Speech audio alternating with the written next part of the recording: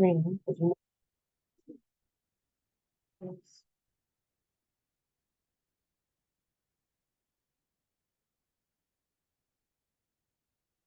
All right, so can everyone see the PowerPoint so far?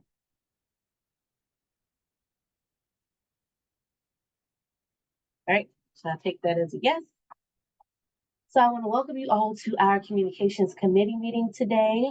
We do have time allotted for an hour and a half, but we're not going to utilize all of that time. I want this to be formal yet informal because we're going to do some discussion. So feel free to unmute yourself, chime in. We're going to go through every category because if there are any changes, questions, or concerns, I want those to get brought up now so we can document it. And then that way, if we need to put in a motion or if we need to bring it to the attention of the board, we have the correct information to inquire about. So we're going to go over how you can become a chair, a vice chair, or a national chair and let you know what positions will be coming open. We are going to discuss a little bit about the communications luncheon, award criteria, category feedback, and then a membership open forum, which again is another safe space, open space for you to share any information or any questions, concerns that you have. And then we also have a QR code at the end that you will go ahead and scan, which will take you to a Qualtrics survey just to answer additional questions, because our goal as the committee is to increase the number of submissions that we get in and find out the best way that we can help improve and enhance those submissions and help the membership as well. And if you see me looking all over the place, I have 3 different screens, so I apologize. So first up, if you're interested in stepping up as a vice chair or national chair in 2025, the national chair position, North Central vice chair, and Southern vice chair positions for communications will be vacant. You need to check out the County Agents magazine to find out the link. You can go on to the website and pull that up, or when you get it mailed to you, again, just click on the link to get more information. If you have any questions or concerns, Scott Harbaker can definitely answer those for you. But feel free to reach out to the previous chairs or previous people that held those positions and just get a little more feel of what that position entails before you apply or if you're interested. And then in 2026, the Northeast Vice Chair and the West Vice Chair positions will be open. So the terms are 2-year terms with 2 consecutive terms max. So if you decide that you want to be Southern Vice Chair, you're going to serve those 2 years. And then if no one else fills in the void, and if you want to do it again, you can, but after your total of 4 years, you'll have to rotate them. And then you also want to make sure that you're reviewing the committee handbook. It's page 6, and I'll give you more details on the positions and expectations for vice chairs and national chairs.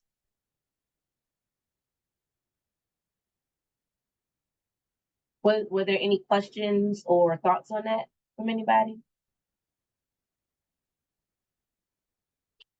All right, awesome. And any of the vice chairs, past or present, please feel free to chime in if you guys feel like I left anything out or we need to have clarification.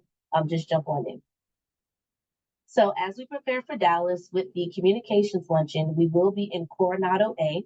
So at this time, everyone should have access to the program. It's on the NACAA website. Again, you'll have it in your registration packet as well. If you get there a day or 2 early, try to get your bearings about you, browse the convention center, conference center, and just see where certain rooms are so you're not in a panic the day of. The communications luncheon was invite only. So all information has already been sent over to Scott. The meal counts have been finalized and submitted. So if you're able to come, great. If you're not able to come, let us know, because we do have some folks that have expressed interest in trying to come to the luncheon. So we might be able to do some shifting if possible. At the awards luncheon, we're going to recognize regional and national and state winners. We're going to have a slide deck playing, so you'll be able to see your names up there. But we're also sharing the spotlight with the poster awards folks. So our time will be split. So just kind of keep that in mind. Checks and certificates are distributed for national finalists and national winners. At this time, no national winner has been shared with anyone. So you will find that information out at the luncheon. In order to be a national winner, you have to be present at the luncheon. Okay. State winners and regional winners, you should receive your certificates from your state associations. And I know some associations, sometimes they have extra funding that they might do a financial incentive for state winners. So have that conversation with your state people to see if that's something that you guys offer, because that will not happen at this luncheon at this time. All of your dietary needs, nobody needs to share that information with us. That should have already been shared on your registration. So Scott Hallbaker, as him and his team get together and they complete the registration packets, that will be noted on your meal card and that is taken into consideration. So were there any questions, comments, or concerns for the luncheon? And we will be taking the tickets at the door, and we're going to be checking off names just to make sure whoever is a regional finalist, national finalist, or national winner, we know if they're there so we can make sure we have their awards organized. We will see some team members. We're going to split up how we are announcing the award winners, but some of the communications team winners, team members will come around and just ask you, how do you pronounce your name? Because we want to make sure we have the correct pronunciation of your name and we're not butchering them in front of everyone.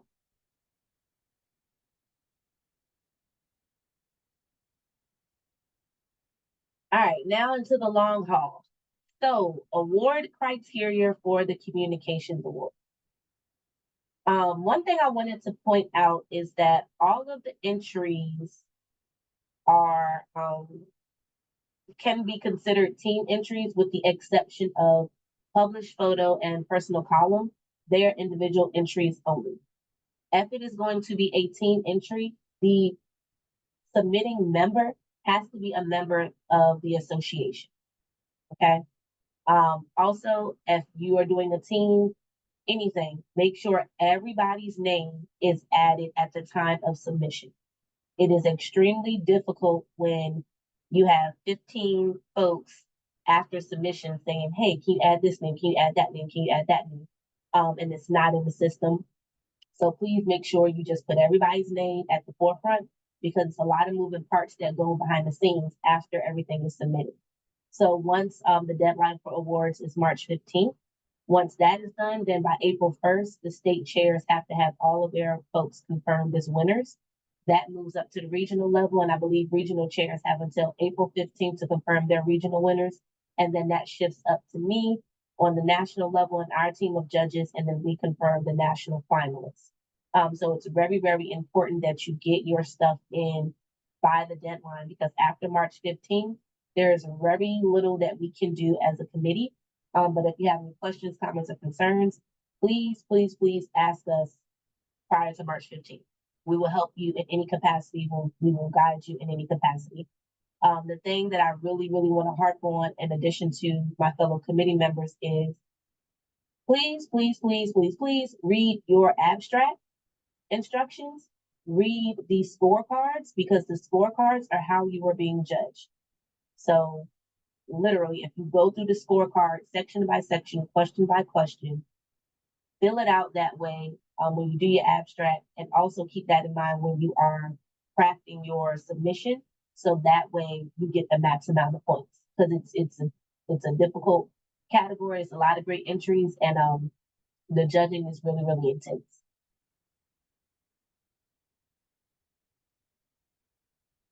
So this is the time that I would greatly appreciate it if everybody can unmute themselves, because we are going to go through all 13 categories. And we are going to literally read. I know this may be redundant, but there have been a lot of questions. There are some concerns. So we are going to read each section. And if there are any questions, comments, or concerns, we need to know that now so I can jot them down, and then we can get them pushed up to the board if something needs to be changed or if you need clarity. So, matter of fact, I'm not going to read every single one. So for audio recording, one presentation not to exceed 15 minutes. If you're on a segment and the whole segment is 15 minutes and 2 seconds, that's past 15 minutes. If it's 20 minutes and 18 seconds, it's past 15 minutes. You have to indicate in your abstract the section you want us to judge. It can be a 30-second clip. It can be a 5-minute clip. It doesn't matter, but it cannot exceed 15 minutes. So make sure you are clear in your abstract where we need to be judging, because if you are not, it gets disqualified. Are there any questions or thoughts about that? Does anybody on this meeting feels that that needs to be changed? All right, we're going to category 2. So category 2 is published photo. One black and white or color photo taken by a member that tells a story. This is to be one photograph, not a collage of photographs. Do not put in 2 photos. That is more than one. It will get disqualified. This may seem a little harsh, but when you have over 100 submissions to judge, this is not following the guidelines. It's the quickest way to get it disqualified. And we don't want anyone to get disqualified. We want everybody to get pushed up. So help us help you, and we can all help each other. But you want to make sure that your photo is telling a story. If it was published, where was it published? Newsprint, webpage, or newsletter. If you can let us know what the context, what your target audience is. The more information you give, granted, we know, I think there's a word count on it, but as clear and concise as you can possibly be in that abstract to tell the story will get you the max amount of points, because then we can follow along with you what that story is. If we can't understand what you're trying to tell us with the photo, it makes it a little difficult to judge and makes it difficult to award the max amount of points. So also remember, when you're submitting this stuff, we all, each vice chair and on the national chairs, we all have a team of judges.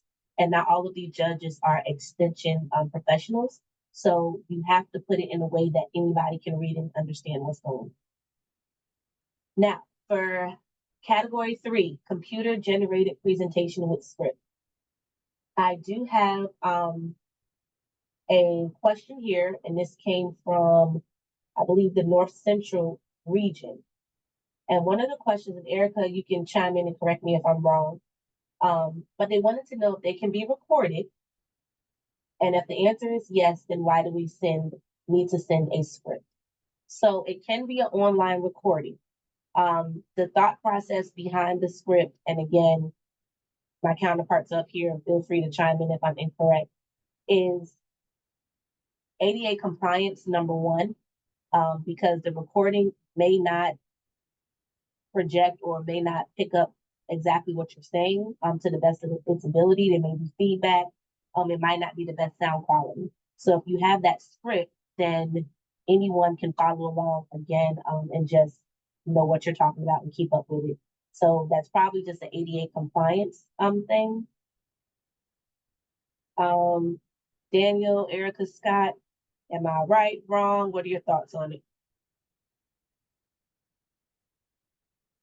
Yeah, so if you do record your PowerPoint's pretty good at transcribing what you say, and you could just copy that down for a script. So there's a comment from Alicia. Yes. It specifically says not to submit recordings. I didn't know that recordings could be submitted, but I think a lot of those, we had a bunch of those in video recordings of PowerPoints. And see, I would have a different, Scott, chime in on this. I would have a different look on that, because a video recording to me is a video recording. If you have a PowerPoint and your PowerPoint is recorded on a timer to move forward with your slides, and it's not a video, that's where I would see the difference. But Alicia, I'm gonna write down that note because we will need to reconvene about that one. Yeah, I mean, in the bold text of the actual thing right here on your slide says, please do not submit video recordings of the present. I know in Florida we had a lot of issues of this, of people were not submitting the like actual slides or their script. They were just submitting the video recordings, and most of that is I mean, when you have 50 to judge, you can't watch an hour-long presentation and actually, you know, have the time to judge that. It wears your judges out. So I think that's the prerogative to not submit the video recordings. People want to be able to just graze through your slides, read your script, and So not have then maybe, the whole yeah, presentation. yeah, so then maybe that needs to read, like right here where it says and published online as recordings, maybe that needs to come off. Published online as PDFs.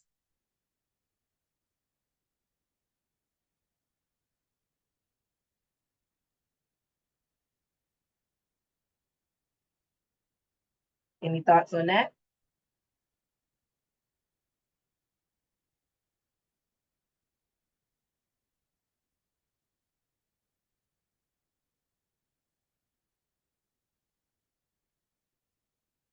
Yeah, because those, even if you create something in Adobe Presenter, web conferencing, or like another presentation software,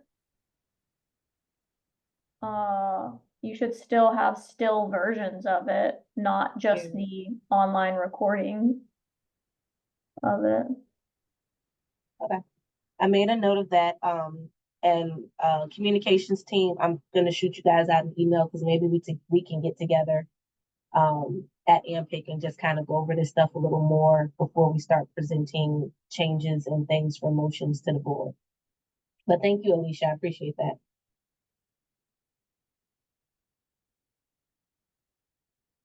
All right. Are there any more questions, comments, or concerns for category 3, CGP, before we move to 4?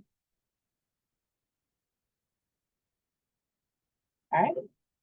So category 4 is event promotional package. Submit up to 3 methods, including only 1 item for each method, only 1 flyer, only 1 social media post used to advertise an extension event. So there were some questions about this, and I want to bring this up. And it was due to university branding guidelines. We are required to send all promotional pieces to our state's tech team to develop and review. Can we use university designs if we produce the content? If the answer is no to the question above, this category is challenging because university policy of branding. So your university branding guidelines should be followed and they are permissible. You have created the information. If you're really crafty in Canva and Pitch Deck and all these other formats, then by all means, create your own stuff. But we do understand that some universities have specific guidelines and it has to go through their communications or their tech team. So you can still, I don't see any problem with doing that. Erica, Daniel, what are your thoughts?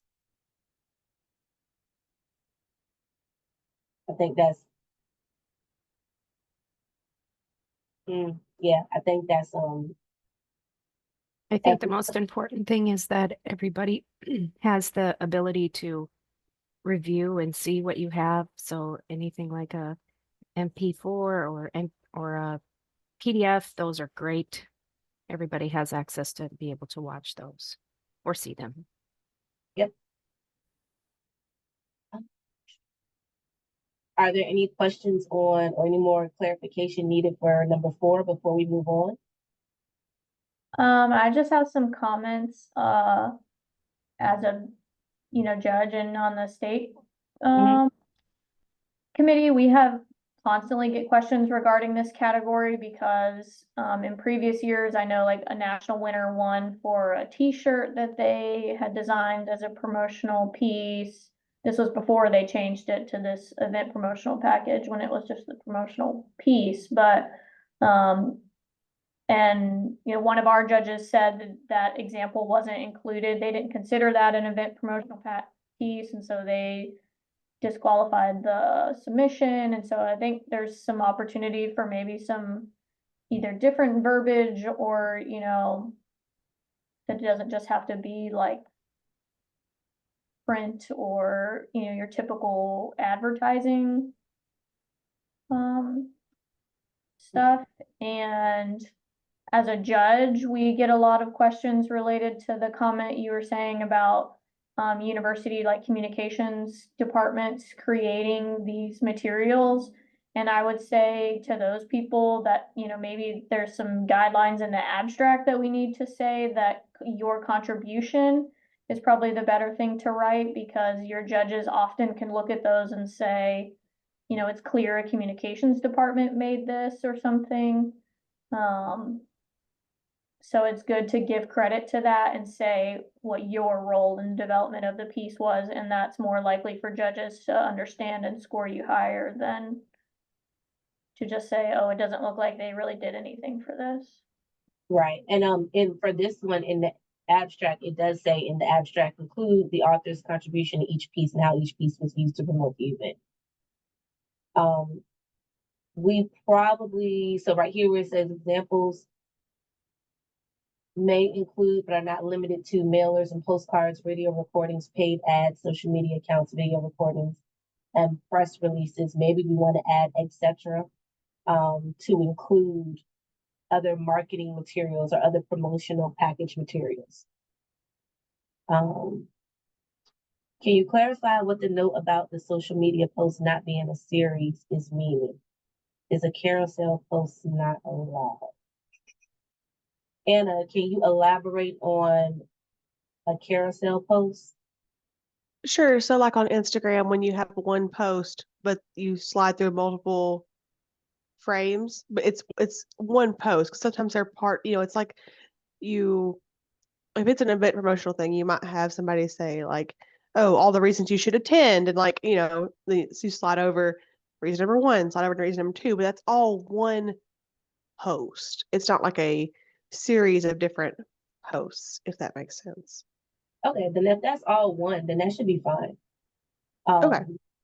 I think the series is exactly what it's cut out to be, separate posts. Gotcha. Okay. Thank you. But I am gonna note that also.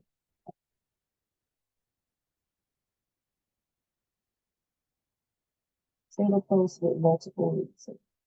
All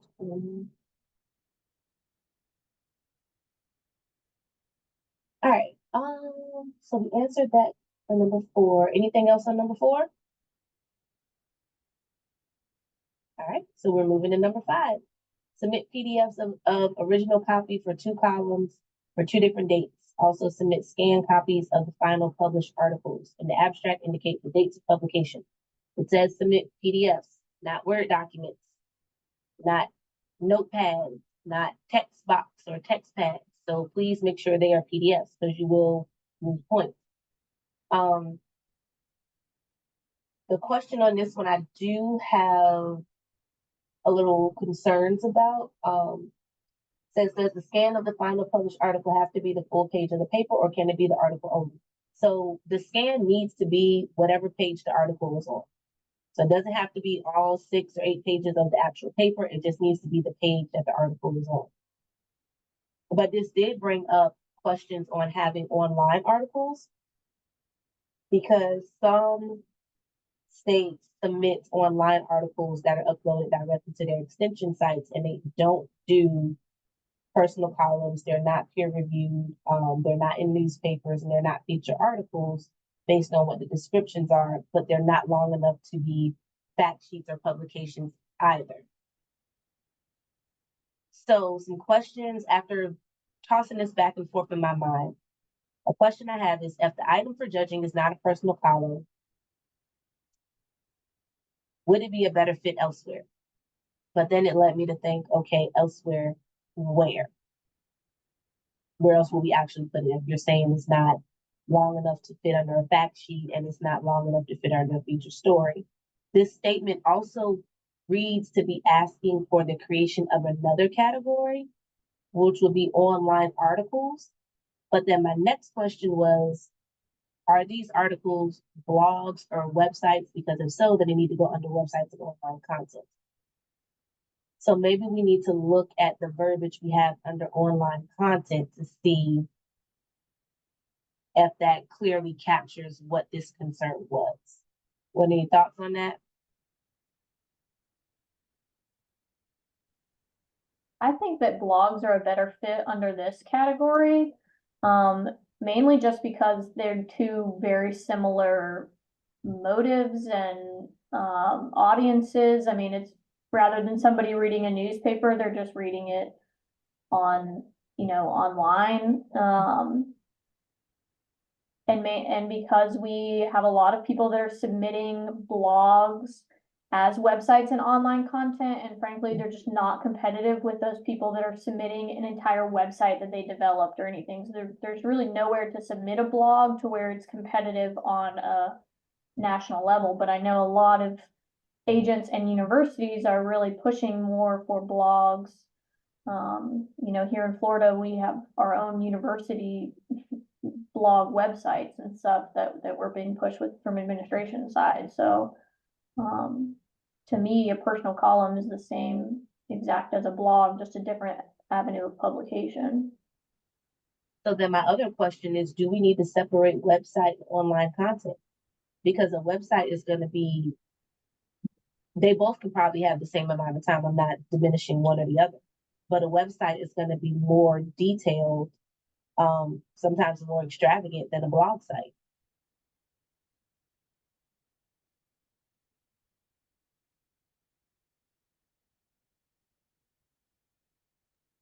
Yeah, I think if you write blogs regularly, if you write content on there, you should probably pick a couple you really like and put them in personal column and not submit that as a full website, because typically that's not the entire website, it's just your articles. That would be my 2 cents.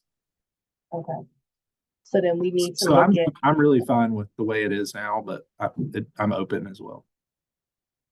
so if we keeping in mind with the suggestions that we have coming out for personal column, if we change it to personal column / online articles, this is where we would start to include blogs. And we'll just change the verbiage up. Is that what I'm understanding from the group? Is that the consensus? I would say personal column / blog. And leave website / online content. Because online content could be a bunch of stuff as well, not just It'll be a Canvas site.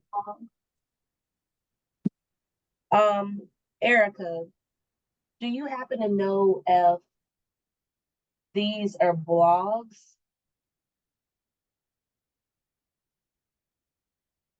I don't know. I have no idea. Okay, can you please shoot an email to find out? Because that'll help us greatly making sure that we're capturing the right information for that change. Sure, no problem. Thank you.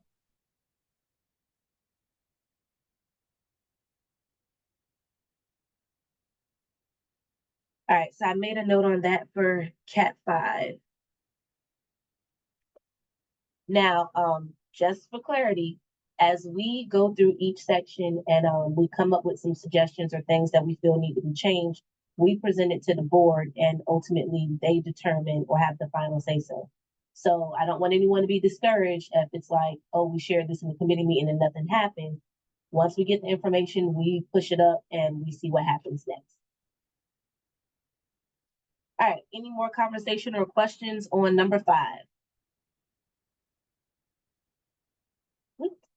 So number 6, feature story. A feature story is a factual story that is not hard news, but is instead a more personal report about a person, event, or aspect of a major event written by the member.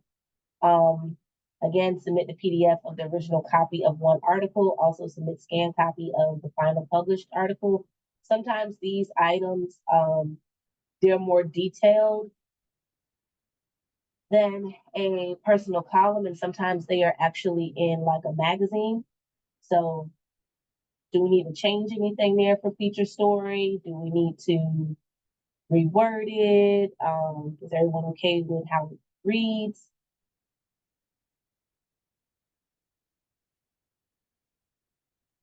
I'm fine with it. All right.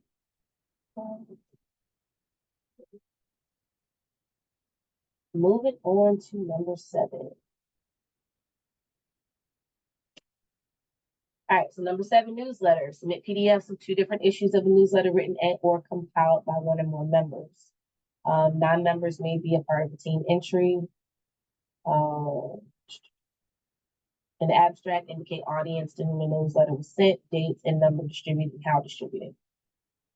That's pretty much self-explanatory, so we're going to keep that. I know in the past it used to say team newsletter, but we're going to keep it as is.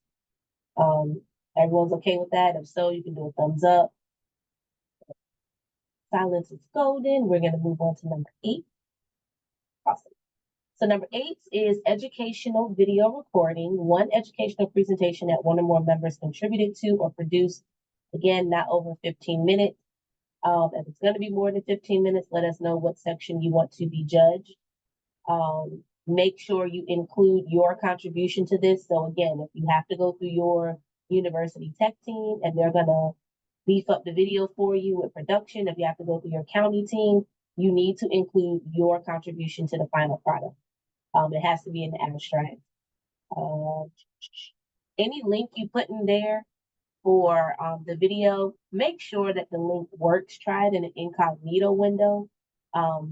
Make sure you have the link in your abstract, because if your link is not in your abstract, we are not going to search all over YouTube to figure it out. We're not looking for it. If it's on another website or something, just make sure you share that information with us so we can have access to it. Number 9. I got one quick thing to add to 8 before you move on, if you don't mind. Yeah. So a couple of things that we've run into is sometimes there's a series of videos, and while I think it's okay to just say they're part of a series, you can say some people did not clarify which video we were supposed to be watching, and that's disqualification. You can't just guess which one you want them to watch. But so a lot of the time we get questions where there's a series, which is great. I think it's important to say in the abstract, this is the video I want judged. It's also other videos from the series can be seen at whatever, at this page, but it specifically needs to say this is the video that should be judged. And if there's a series, we ran into that a couple of times, so that's an important one. Yes, thank you. And yes, I did notice that with audio recordings. I think there was one submission that came through. It was website online content, and it wasn't a website. It was a screenshot of a homepage, not the website. So just make sure you're putting the right information in, because we hate to see things potentially great work, make it up, and then we have to disqualify it for something very small. So just please make sure you're double checking your stuff. Fact sheet. So the fact sheet is going to be on a single subject, not to exceed 4 page numbers, front and back, or 4 pages. An abstract, indicate audience, purpose, number distributed. It could be a PDF or URL. So I think we're kind of clear on that. There was a lot of good things that came out in the fact sheet area. We saw stuff on horses or cattle breeding. So there was a lot of good information there.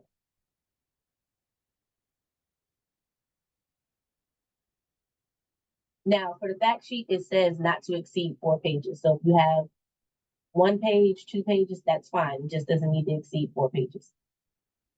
Category 10, publication. Your publication needs to be, if you're going to upload it, it has to be a PDF or a link to the publication, not a link to your university bookstore where we click and we get a picture of it. We need to see the actual publication. We need to see the pages. We need to be able to skim through it.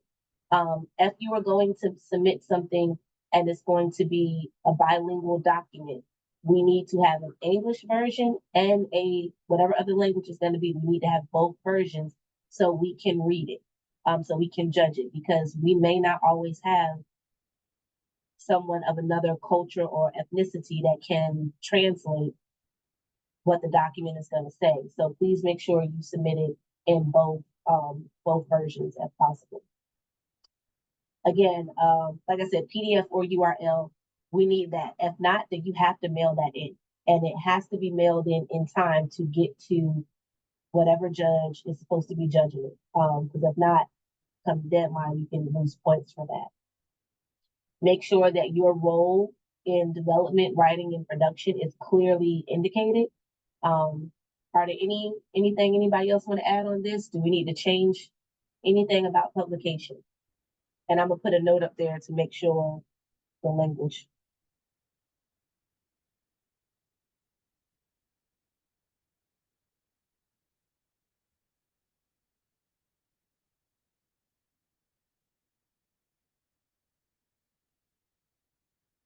All right, so hearing none, we will move on to number 11.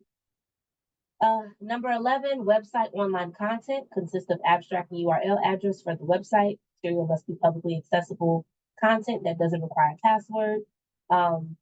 Person submitting needs to be the primary person responsible for the content design and maintenance. You can do wikis, blogs, social media sites, etc.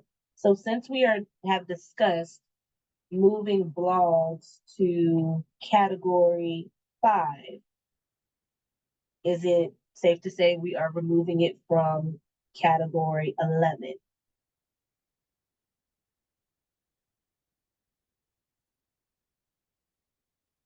Yeah. All right. I would remove it to just in the description to say that it's not to confuse people, but I would think if somebody is gonna submit like an entire blog site, like say they have a Google site that they constantly publish, articles that they would consider blogs on, that website as a whole could be considered under this thing versus personal column, it would only be one specific blog. And I think that's where we've had issues with this category in the past is people are just submitting one blog and it's just not competitive to anything else. Okay. All right, so I made that note. Anything else we need to change or clarify for website online content?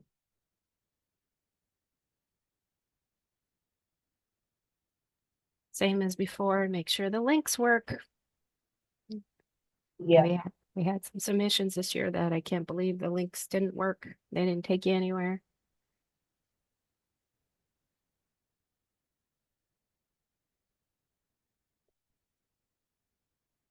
all right, so we're gonna move on to number 12, learning module notebook.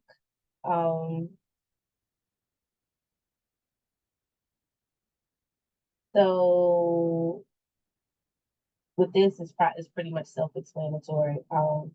It could be a Master Garden notebook. Abstract needs to indicate your role and contribution. Submit it electronically as you can. If the file is too big, create a Google Drive, put it in the Google Drive, and put the link to the Google Drive in the abstract. If not, then you have to physically mail it to whomever it needs to go to be judged. So 10, 12, and 13, you need to have the link. You need to put in the Google Drive if it's too big, give us access to it, or you need to physically mail it. Is there anything anyone feels we need to change for learning module or notebook?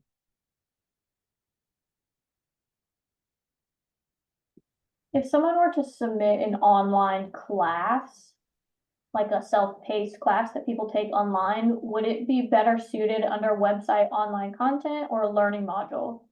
We've had both, and we've had people win under both, but from the national side, what is really the intention for an online class?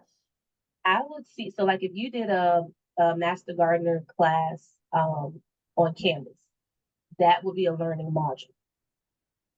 So I would feel that needs to stay under learning module. If you, for online content, let's say you were just doing a website where you were just sharing information about, I don't know, pregnancy programs for cattle and just keeping everybody up to date about that. It's not something that they would have to actually enroll in to get access to.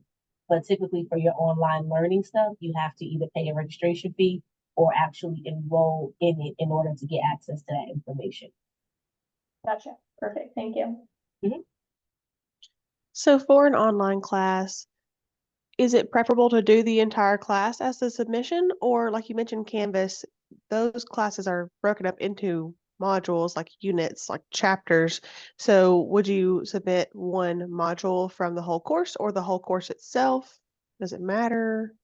I would recommend submitting the whole course. You can do either one. The reason I recommend doing the whole course is because then we can see the whole thing. It gives more variety. We can, it might just help with just beefing up your score, because if you just submit one section, but you got somebody else that submitted the whole thing. So if you can, it doesn't hurt just submit the whole thing. Oh, gotcha. Okay, thank you. Yep.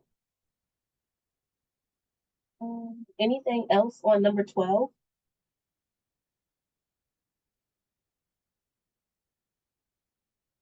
All right, we are moving on.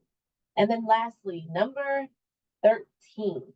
The entry will consist of a bound book or an ebook on one or more subjects that is more extensive than 10.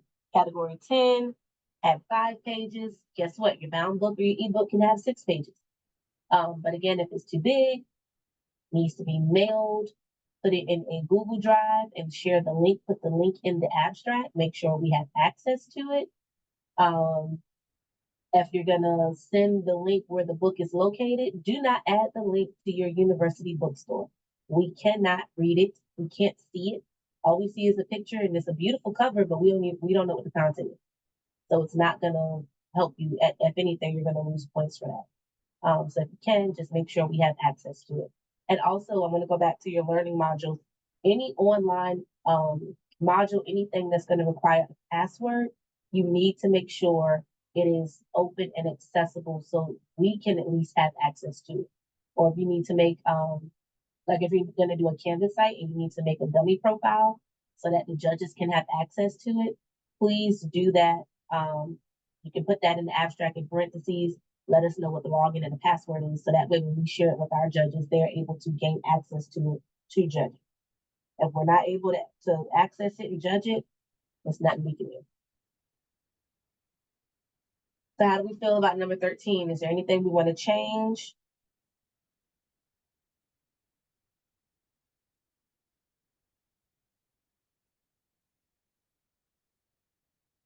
All right.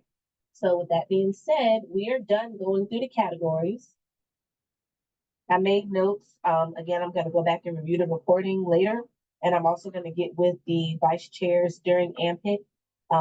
We will review some of the changes and suggestions, and we will decide how we're going to format them and share with the board in the annual committee report. Brittany, I did have a question on Yes, ma'am. the general abstract guidance.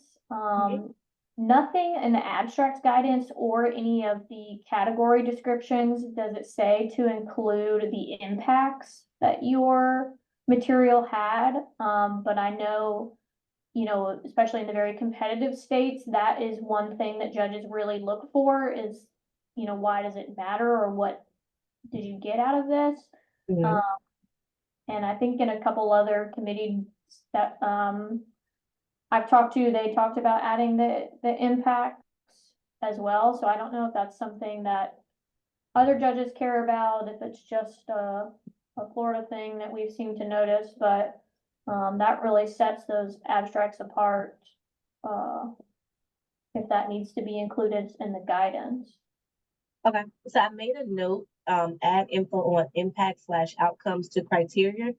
Are you would like to see this in the eligibility and judging criteria section prior to getting into the categories, correct? It's there's actually an abstract guide, just looking at the website, I'm not looking at the county agent, but the website,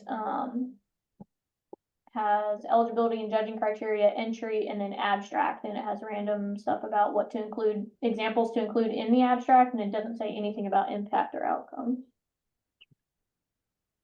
And then none of the actual categories, a lot of them say you know, include your contribution or et cetera, but none of them say to include the impact. So, I mean, rather than having to vote to change, to add that to all 14 categories, if it could just be added to the abstract guidance, that would probably be helpful. I have made a note. All right, so, I did have another, while we're on categories. Uh-huh. What is the prospect for potentially adding another category? what category do you want? We've had a lot of questions related to like physical displays or physical educational pieces. You know, if they weren't vast enough to be able to submit as a search for excellence piece or weren't a part of a large enough program to really have the merit for search for excellence, but they don't fit in any of the current communications categories. I didn't know if, you know, there was potential for seeking another category. You know, I don't even know what you would name it or what you would include in it, but most of us do physical displays, you know, displays at the fair, very, you know, intensive educational displays that are on a physical rather than a digital kind of side. So this is what we would potentially look at. It would be category 14, educational displays. Yeah, something of that sort. I don't know if anybody else has any opinions or has seen that request in their state, but we've had a lot of people asking, you know, what can they do with this really cool display that they created or something. Is there anybody else on this call that has encountered those questions, or has that crossed their mind while they were trying to submit? So how would you judge that? So you're gonna put a giant display in the mail, or would it be a picture? Yeah, I think photos. Okay. You know, and if it was a poster or something, they could submit, you know, the PDF versions of that, but the application would still need to include photos of obviously the display as a whole are being used, but Yeah, I think if you're going to do something like that, you need a good clean copy of what was actually on the display. So photos are great, but you can't necessarily, if a photo Sponsor. isn't a good quality photo, you won't be able to blow it up and see what it actually says. So I think if you were going to add that category, you'd want to add some kind of the actual content that's on there. It's some So- version. Right, so that it could potentially consist of you submitting photos of the display, and then you're creating a script on the items on display and their purpose. well, I think that, I mean, not as, yeah. I mean, it would depend on the type of display. Some of them don't actually have written content, but if it was like, you know, a poster and then had stuff on the table in front of it, or if it's just a poster, I think they're recommending that you have a photo of the physical poster that you printed out and set up on the display somewhere, but then also the digital version of whatever you created. Well, if it's a poster, it's staying in the poster section. If this is like an actual, let's Oh, say I you just- do, Yeah, I mean like a trifold board, like educational display, not like a, so if someone was to do like a trifold display, and let's say they're doing ag commodities, and they have the different commodities on the display, and they may actually have physical samples of the commodities. In addition to taking the pictures, their script would read sugarcane to indicate so and so, or I don't know, animal skins or animal pelts to indicate so and so. Like list out what those items are on the table, and then what was their purpose with this display. Would that work? Yeah, I think so. If they were physical items, and maybe, you know, if it got to the point that we did introduce a new category, I would recommend that we come up with some example entry application, so people would know really what you were kind of looking for. Okay. Okay, I made a note. All right, thank you, Daniel. All right, so I'm gonna share this with you guys real quick, and then I'm going to stop sharing, and we'll have an open forum, and you're free to share your thoughts, concerns, what have you. So if you can, please go ahead and scan that QR code and fill out the Qualtrics survey, because it's gonna ask questions about what was your experience with applying for awards? Did you encounter any barriers and what have you? And then you're also gonna have that same QR code will be on the back of the program at the communications luncheon. So if everyone has scanned it, took a picture of it, because I am going to stop sharing.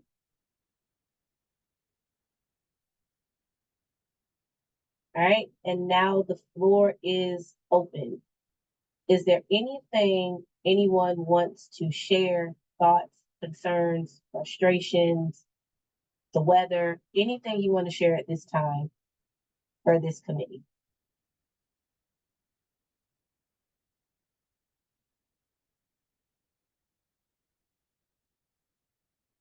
I can throw my 2 cents worth just on from what I've seen. Only have 1 year under my belt, but I can say abstracts need work. Some states are fantastic, are great. They understand the purpose of an abstract. Abstracts have so much power. They tell you what's going on with, what this submission was, and some of them were literally like 1 or 2 sentences that were turned in were state winners. That's not good. So, yeah, they need work. And there's so much to the abstract that tells you what's going on with that particular thing. So like with the audio recordings or the video recordings that say, yeah, it's part of a group, and then even some of the questions or some of the actual submissions say, what was your role?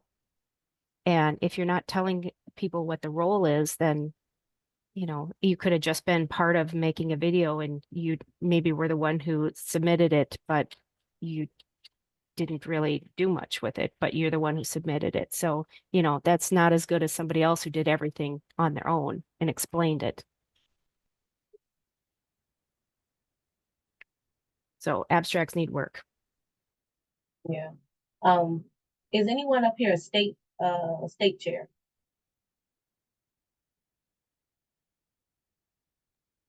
All right. So again, this may be beating a dead horse, but when the regional chairs send out the summary sheets and they are requesting certain information on those summary sheets, please, please, please, please, if you can, fill them out, because they take that information that you give them and then they use it when they're creating their report. And they forward that information to me when I'm creating my report. And there's a lot of moving parts behind the scenes. We have to make sure certificates are squared away. We have to make sure that financial incentives are squared away. And all the information that is shared on those summary reports goes all the way up to the Program Recognition Council chair. So if the information isn't there, we have to go back and dig for it. So right now, I have to work on checks and I have to go back into the NACAA site and try to pull addresses and names for members because their information is not here. So the sooner you get that done, I understand it's one more thing to do, but the sooner you get that done and send it to your regional chairs, it just helps with moving everything along a whole lot smoother. So that being said, is there anything specifically you guys want or need from us as committee members? If you don't want to share now, then please make sure you share it on that survey, because we are here to serve you guys and support you guys, and we can't do that unless we know what it is that you need. Brittany, is it possible to get some feedback from the judges at the national level for our Yes. folks? Yeah, just shoot the email to your regional chair and they can shoot it up to me, and between the team of us, we'll compile all the judges' information and share that back. Awesome, because yeah, I share it in the state level back with folks. I'd like to know, how they can improve. So we had some folks move on, just definitely want to know how they can move even further. Thank you. Okay, no problem. Yeah, and I think Brittany, I've served on our state committee for many years, many of those being co-chair, and coming from, you know, the southern region, which is extremely active in the awards section, and, you know, in Florida in particular, having some of that feedback like throughout the process would be nice as well. I know that's, you know, kind of hard and timely and stuff. Obviously, you know, if you're a national finalist, you can't say who's national winner, you know, or whatever, but you know, to the particular state chairs, or maybe just more communication to the state chairs, or something about what qualifies as an award. I'm not sure if if the national side has a meeting specifically for state chairs, like prior to award submissions. But you know, we have a lot of people that come back and look at us and they're like, I'm looking at the other national finalists, and you know, we eliminated an award that looked exactly like that because it didn't meet the certain criteria, or, you know, such and such. And Mhm. so maybe communication with the state chairs and stuff to clarify those Okay. categories. And So, some of the things I know we did this year, and I think Ron done it in the past, is the Zoom 365. So we do that and we go over, pretty much the same stuff that we just went over here, and we'll share some, previous winner, submissions so you can see that. And if we can get that winner on, you know, we'll have them kind of share their experience or, some tips and tricks. I will admit that there were some things that even made it up to the national level and they got disqualified. So like Erica said, some abstracts had 2 sentences and with state winner. That probably should have been disqualified. So it's a work in progress, but we are trying to be more cognizant of what is moving up, because I have seen what you've seen, Alicia, and I have those sentiments where, you know, you disqualified this item, but then this one made it all through. Doesn't make sense. So we can definitely, you know, just try to work on some more things just to share with the membership on what, I hate to say quality, but what a good award looks like, or what a good award submission would entail. Yeah, I think we discussed that before, so I'm looking at a fact sheet, might be something. yeah, Daniel and I had done a presentation at AMPIC last year, maybe 2 years. About, you know, basically what you're saying, like what it takes to be a national award. So maybe we just need to do offer a Zoom version of that and spread it to the NACA membership, you Yeah. know, in January or something. Or we really did it more as like you know, here's how you create award-worthy content, and then write your abstract, you know, related to that, rather than what have I already done that I can submit. Yeah, and I mean, we can do that. The other thing, you know, I know we get inundated with emails, and when the emails come out from Zoom 365s, like even our email today, with as wide as the membership that we have, we only have 10 people that was on the Zoom. And I can look through my emails, and I know I have more than 10 different emails from different people with questions about communications. So, you know, we get it, but if we can have something that people can just access at a later time, at their convenience, I think that'll also be beneficial. So we're willing to do whatever it is you guys need us to do to get the word out and just beef up submissions and really support membership. So I did make a note to do the fact sheet on award submissions and also do it as a Zoom 365. So when that comes back around, we can do that again. Brittany, if you have your recording from last year or previous years, and even that fact sheet, I would ask Scott to potentially have those posted on the NACA communications information portion on the website. Yeah, we can ask him, but I also thought they were on the YouTube channel. I think I saw one on the YouTube channel before. But I'm gonna make that note too. Yeah, that, because I know many of your state chairs are probably just sending out this, this link for the information and instruction, so, I mean, I don't see anything about a YouTube or anything on here, so. That might be helpful for the state chairs to be able to send that out to their individual members rather than it being our responsibility to mass disseminate that. All right. Anything else, folks?